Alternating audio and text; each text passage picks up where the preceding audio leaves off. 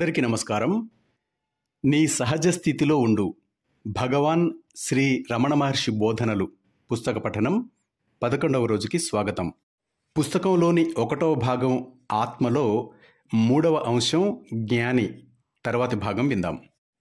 భగవాన్, సామాన్యుల కంటే జ్ఞాని తన మాటలలో నిర్దిష్టంగా ఉంటాడు. అందరిలోని వ్యత్యాసాలను ఇంకా నిశితంగా గమనిస్తాడు. నాకు పంచదార తీయగాను కరక్కాయ వగరుగానే అనిపించినట్టే జ్ఞానికి కూడా అనిపిస్తుంది కాబోలు. ఇతరులకు వలనే జ్ఞానికి కూడా అన్ని రూపాలు, ధ్వనులు, రుచులు ఉన్నట్టున్నాయి. అటువంటప్పుడు ఇవన్నీ పైపైకి మాత్రమే ఉన్నట్టు ఎలా అవుతుంది? ఇవి ఆయన జీవిత అనుభవాలలో భాగాలు కావా స్వామి? సమత్వం జ్ఞాని యొక్క నిజ లక్షణము అన్నాను. సమత్వం అనే పదాన్ని ఉపయోగించినప్పుడు విభేదాలు ఉన్నాయన్న మాటే కదా. అన్ని విభేదాలలోనూ ఏకతనే గమనిస్తాడు జ్ఞాని. దీనినే సమత్వం అన్నాను.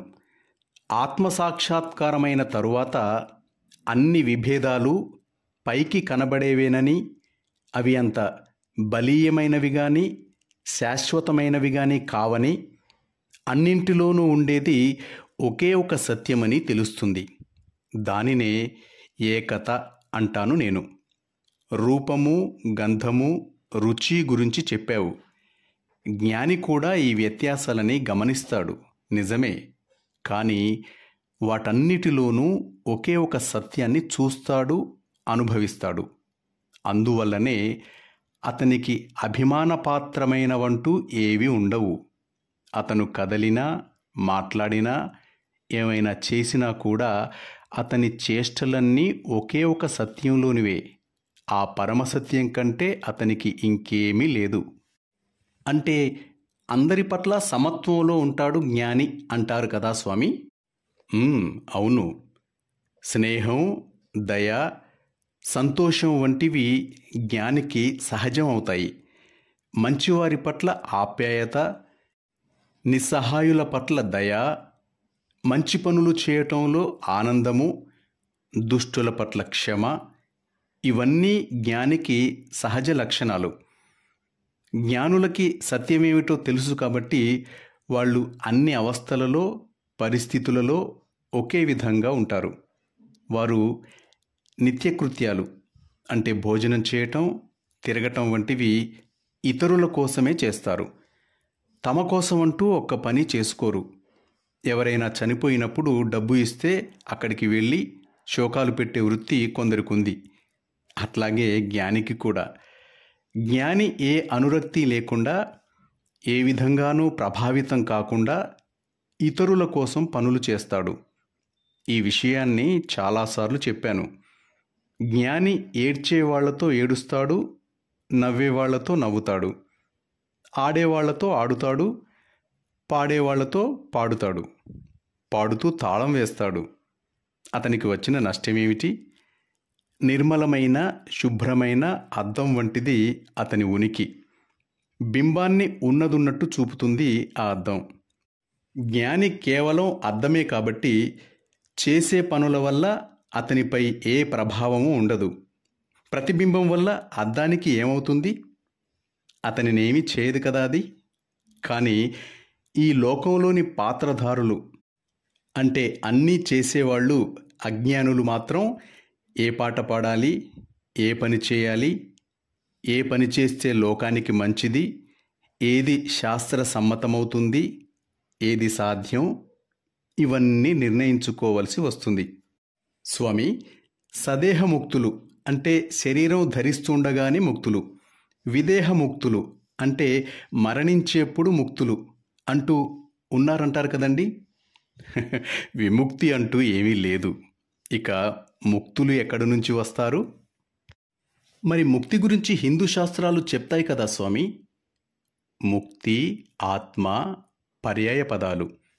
జీవన్ముక్తి, విదేహముక్తి అనేవన్నీ ఏమీ తెలియని వాళ్ళకి. జ్ఞానికి ముక్తి, బంధము తెలియవు. బంధము, విముక్తి, ముక్తిలో తారతమ్యాలు అన్నీ అజ్ఞాని కోసమే. అతను అజ్ఞానాన్ని వదిలించుకోవటానికే. ఉన్నదల్లా ముక్తే, ఇంకేమీ లేదు. అంటే భగవాన్ దృష్టిలో అది అంతేనేమో కానీ మా వంటి వారి సంగతి ఏమిటి స్వామి? నేను, అతను అనే భేదభావం జ్ఞానానికి అవరోధం. భగవాన్, ఒకసారి మీరిట్లా సెలవిచ్చారు, విముక్తుడు తన ఇష్టం వచ్చినట్టు ప్రవర్తించవచ్చు. ఈ భౌతిక కాయాన్ని విడిచినప్పుడు అతనికి మోక్షం వస్తుంది. ఈ జన్మ మళ్ళీ ఎత్తడు. నిజానికి జన్మించటం మరణమే. ఇది ఇట్లా అర్థమవుతుంది. జ్ఞాని ఈ తలంలో మళ్ళీ జన్మించకపోయినా తనకి కావాలంటే ఇతర లోకాలలో సూక్ష్మ శరీరంలో పనిచేస్తూ ఉండవచ్చు అని. అంటే అతనికి ఇంకా కోరికలుంటాయా దేనినైనా ఎంపిక చేసుకోవటానికి? నా ఉద్దేశం అది కాదు స్వామి. ఒక భారతీయ తత్వవేత్త శంకరునికి భాష్యం రాస్తూ విదేహముక్తి అంటూ ఏమీ లేదు, ముక్తుడు చనిపోయిన తర్వాత మానవాళికి అంతటికీ ముక్తి లభించే వరకు జ్యోతి రూపం ధరించి ఉంటాడు అన్నారు. కాస్త వివరించండి స్వామి. శంకరుని భావము అదై ఉండదు.